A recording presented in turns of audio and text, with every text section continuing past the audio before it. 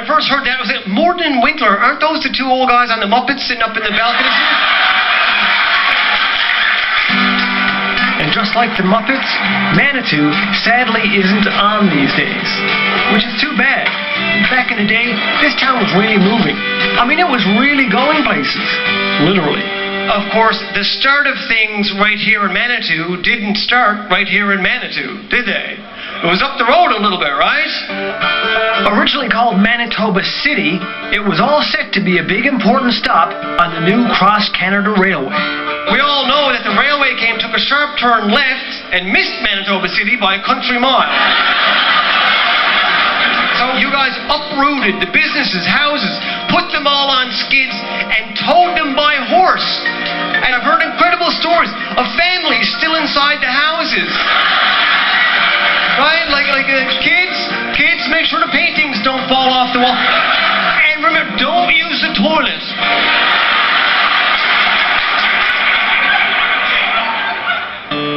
And it worked.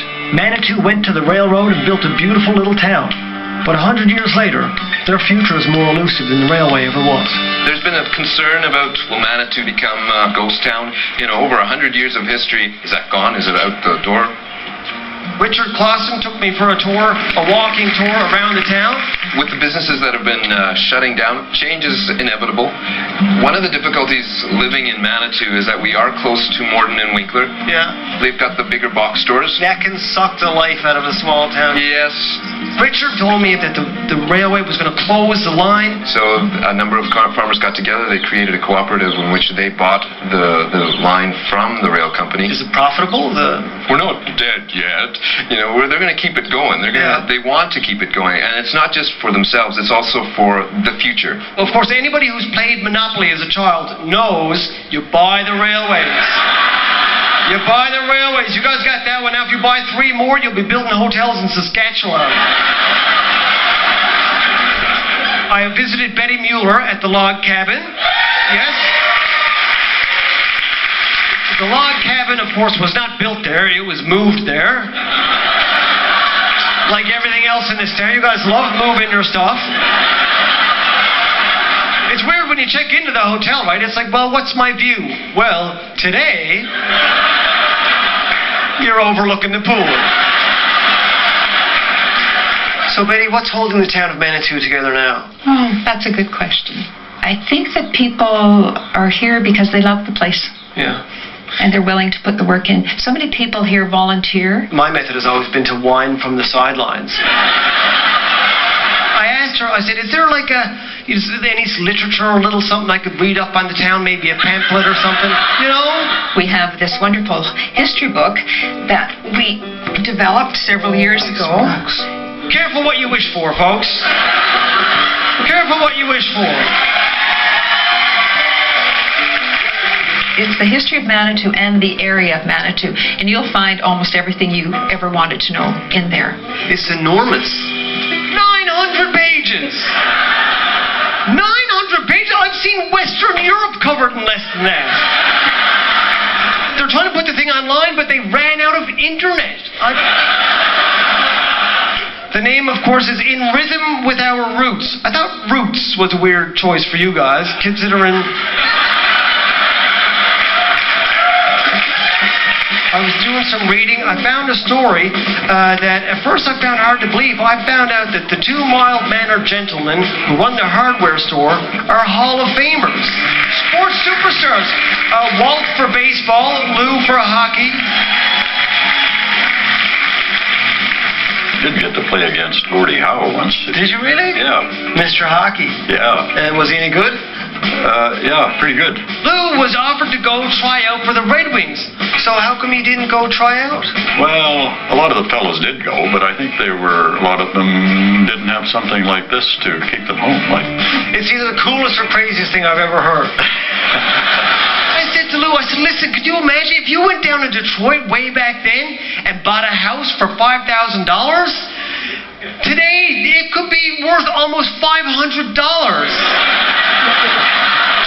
Lou felt a a sense of civic duty, and he looked into the future and said, if I go to Detroit, what's Manitou going to do without me? There isn't a day goes by we don't cut keys or put batteries in people's watches for them. We have cut a lot of keys in all those years. Yeah. But these guys did a lot more than just cut keys. Walt was the mayor for a long time on council, for like 37 years. Lou was on the hospital board, the school board, the cemetery committee. Basically, if you were born here or raised here or paid taxes here or died here, these guys helped you out and they changed your watch battery.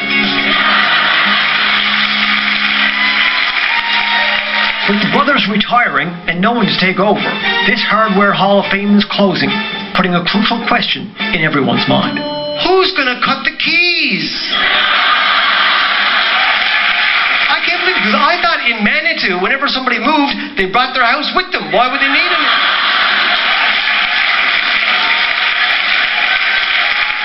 In a place where buildings move, you'll find Manitou's roots in the most unlikely house of them all. It's the very center of the community. Manitou's beautiful opera house. This place is geothermal heating. The opera house in Sydney, Australia doesn't have geothermal heating. That old hole, right? We've done Diary of Anne Frank, Shrek the Musical, Guys and Dolls, Footloose. We've got kids that fall asleep as their parents are up on stage, right? Some of them have gone away. They've come back to Manitou and they've got involved with the show. And of course, they bring back the talent. Richard showed me this struggling town still has the get up and go that got up and moved so many years ago. And that gave me an idea. I think, Richard, you should do a play about the moving of Manitoba City and how it became... You know, that's in the works. And me and Richard, we started spitballing some ideas. And for it to be moving production, it was sort of like wind its way down the road and you could sing and dance. It's going to be an epic. It's going to be an epic show. It's going to be called Manitousical, the Moving Musical. Manitousical, the Moving Musical. That's right?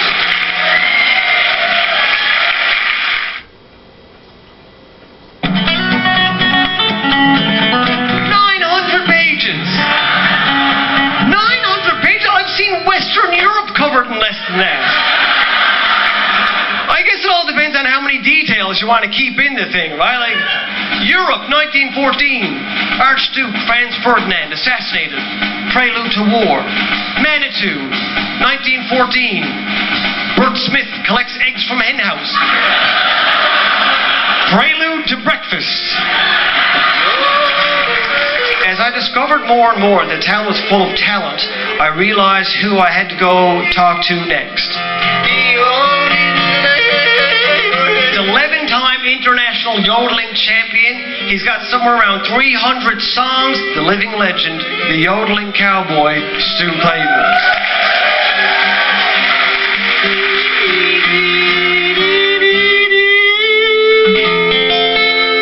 Thanks one, Stu. Brilliant. I did one really good yodel in my life. You did? But it was when I got hit with a really cold hockey ball in the crotch. Well, you certainly hit the high note. Stu's another character who he could have taken his talents elsewhere. He was offered a tour, and he had a young family here in Manitou, and he chose to stay. And also, part of the reason was he'd heard a lot of stories about, he was wary of road life. Of course, we all know Johnny Cash, Elvis Presley. So I thought it over for a long time. I think maybe it was 2 seconds, and possibly 3. I said no, because there's always smoking and drinking. Drugs and having meaningless trysts with women half their age in hotel rooms. It must be awful. You don't sound too serious.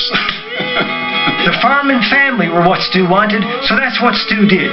He also became one of Manitou's biggest volunteers. We were there, we were playing some guitar and yodeling. He took out a saw. I thought, this is taking a weird turn. Despite staying, he still managed to become a champion yodeler and saw player. He played Amazing Grace for me on the saw, and then he did the solo from Stairway to Heaven with a glue gun and a level. Very impressive, very impressive. best version of Amazing Grace I ever saw. It's not just homegrown talent, but stay-home talent that keeps this place on the move. Anyway, I went back over to visit Richard again at the Opera House, again trying to weasel my way into the show. While Manitou is losing young people to other opportunities, the summer play is actually one thing that draws them back. Why are you saying this? I only wish to speak to her. Jealous.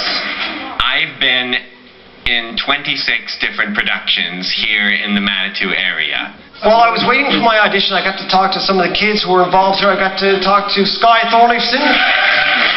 He wants to become a filmmaker, director, a big Ingmar Bergman fan. I play Yassir, who is an Egyptian aristocrat. He says that he finds that he gets recognized around town now, which is always nice. I said to him, oh, buddy, I know exactly what that's like. I said, listen, back in Toronto at my grocery store, I get recognized. Now, I think it's because the cashier has a picture of me saying, don't accept personal checks from this man. And I finally got my audition. Mr. Klassen, I'm doing a piece from In Rhythm with Our Roots. That sounds great. I can handle that. We are indebted to Mr. Lee for some very fine watercress which he brought to our office on Friday last. It was taken from a spring on Mr. Lee's farm in the valley. He can always secure as much of the dainty relish as their wants require.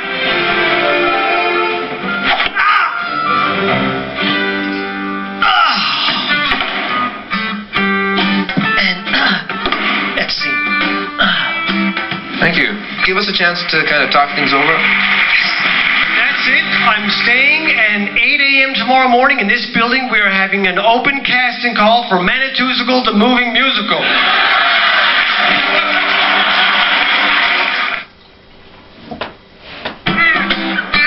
There's so many Hall of Famers in this town. There must be a trick involved. They must have like a restaurant called the Hall of Fame or something like that. You know, like anybody could go and be like, yeah, I'm in the Hall of Fame. Even routine. I went to visit the archery club. I got to talk to Clayton Sprung. The guy's 13 years old and he's a provincial champion. Holy mercy. No, he's won provincials a bunch of times. A family vacation kept him out of the Nationals last year. Are you going to go to the Nationals this year? No, actually we have a cattle show this weekend. I was like, what, you're going to miss the Nationals for that? Are you mad about it? No, I like cattle. I'd be kicking and screaming. But, you know, this kid, he's so cool and confident. The Nationals will always be there next year. I have to show my heifer. I'd make some more jokes about him, but I'm pretty sure he could hit a moving target, so... will you show me how to shoot a bow and arrow? Yeah, sure. All right, let's do it. Okay. Will you carry that one? Yeah, sure. Back is shot. Clayton has the Manitou motto down pat. Stay home and pitch in, but keep your eye on the prize. So you guys, what's all your guys' favorite target to shoot at? Yellow. Yeah, that's right. You want to get it right in the yellow. Some of the 3D targets we were shooting at were really cool. Is alligator or crocodile? I forget which one is indigenous to the prairie. But I tried my hand at shooting the bow and arrow. Right at the hardest part, it's all shaking like that. I punched myself in the face. Hard. Twice. Oh, I did it again. And then I was all cranky. I had a sore lip. Don't laugh. Really hurt myself. You gotta pull it all the way back. Like right till your... But after a few lessons from the pros... Hey, Sam. I decided to downsize.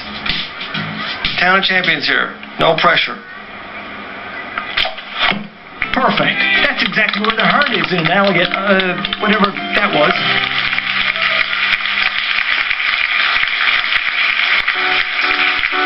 You moved and changed your name, which officially makes Manitou the first municipality to enter the Witness Relocation Program. In fact, I'm told Manitou is a First Nation word for, I don't know what you're talking about. I don't know. That got found me thinking about all these hidden heroes in one town. And then, Wilma Wallcraft showed me the humble homestead of Manitou's biggest hero. And yes, this house was moved here from somewhere else. We're in the log house, and Nellie lived in this house. She became known because of her interest in women's rights, her interest in temperance. I guess she's Manitou's claim to fame then, Nellie. Definitely. Nellie McClung is one of your town's first champions. Manitoba women got the right to vote first of all, partly thanks to her. I can't imagine the adversity that she would have faced, the gender discrimination, one of the greatest feminists in the world, and she managed to write 16 books. She went to the Canadian Supreme Court to ensure that legally women were also defined by the word persons. They rejected her. She went to the Supreme Court in England. They said that she could just hold you in the palm of her hand. She went to the Supreme Court in England, and she won. That's amazing. Like, for a girl, that's amazing.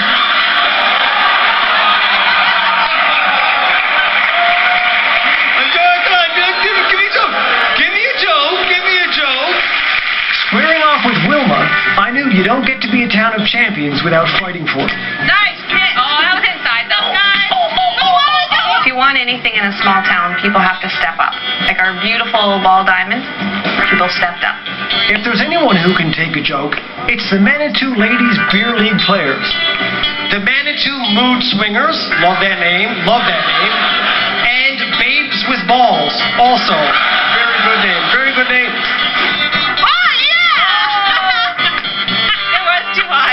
Pretty much all I know about baseball stuff I've learned from movie quotes, right? Of course, we got Field of Dreams. If you build it, they will come.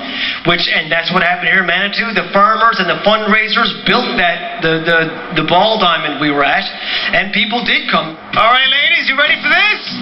Bring it on. Show us what you got. Your mascara runs better than you. There's definitely something going on with these ladies.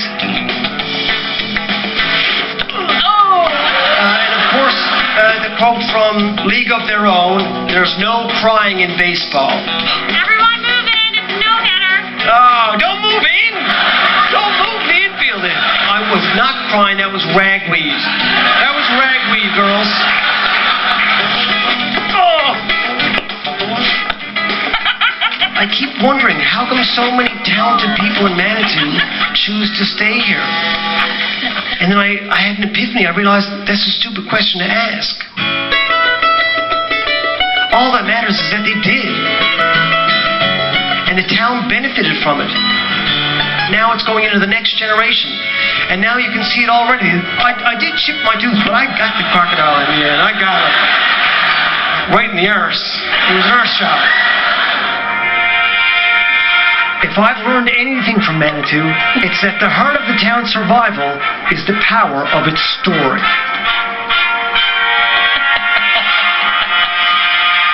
No! You better take two! All you can do is show up, do your best, and good Lord willing, things will get better from here on in. Finally, it's showtime. The town's arrived, the thespians are ready, and I'm wearing a costume made for someone smaller than me. I auditioned literally for Spear Carrier number 2. And I did not get the part. You know those who conspire against us, and yet you allow them access to my throne. I did still end up getting a very vital part. I got Fanner number 2. As Canadians, we're naive. We don't know how hot it was in Egypt. So it is very important. My fanning too was, how does the saying go? There's no small parts, just ones. I have discovered that Manitou is a town of champions. Everywhere else I go in the country, I'm going to tell them about Manitou, what a great town it is. I'm going to tell them where you are, tell them that they should come visit. Just do me a favor, don't move the town again. I'll look like an idiot.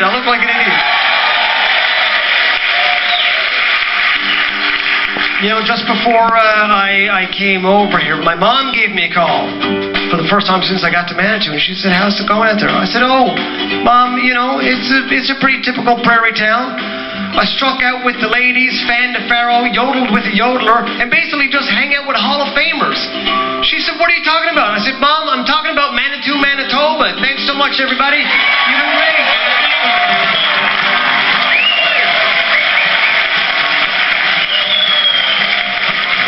A celebration of Manitou. We understood what we were all about. We're so proud of our town and proud of everybody that's here. That was fantastic. Very talented. He moves around really well. It was very good. Enjoyed it very much. Hit home on all the points he made. Bow and arrow's not really working for him. Our own hometown presented to us in such a positive way.